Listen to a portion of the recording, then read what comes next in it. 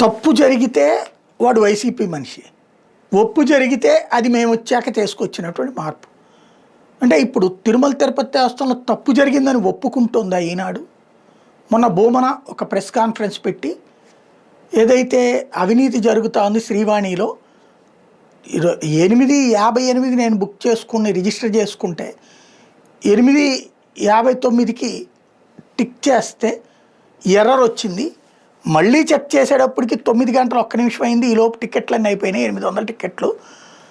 మొన్నే బయటపడినటువంటి అంశం, ట్రావెల్ ఏజెన్సీలు వాళ్ళు సంపాదిస్తున్నారు, అది 10,000 తీసుకుని 13,000కి అమ్ముకుంటున్నారు అన్నటువంటి పాయింట్. ఆ సందర్భంగా అక్కడ ఉన్నటువంటి టెక్నికల్ హెడ్ చాలా దుర్మార్గాలు చేస్తున్నాడు, అతను వాళ్ళతో కుమ్మక్కయ్యాడు, పాత సాఫ్ట్వేర్తో చేస్తున్నారని.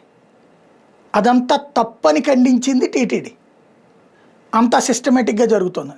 కానీ ఈనాడు ఏమంటోంది, తిరుమల తిరుపతి దేవస్థానం ఐటీ విభాగం జనరల్ మేనేజరు వాస్తవానికి వైసీపీ సోషల్ మీడియా కార్యకర్తే మురళీ సందీప్ రెడ్డి.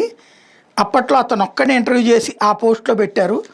అతను ఇంకా కొనసాగుతున్నాడు కొత్త వాళ్ళని ఎంపిక చేయకపోవడం వల్ల అని చెప్తుంది. అదే నిజమైతే భువన కరుణాకర్ రెడ్డి అతన్ని నెత్తిన పెట్టుకుంటాడు, కానీ ఐటీ విభాగాన్ని తీసేయమండ కదా. ఒకవేళ అదే నిజమైతే ఈ ప్రభుత్వం ఎందుకు తీయట్లేదు, ఎవరి కోసం తీయట్లేదు, టీటీడీ ఇప్పుడు ఎందుకు తీయట్లేదు, అది చూసుకుంటే పోతుంది కదా.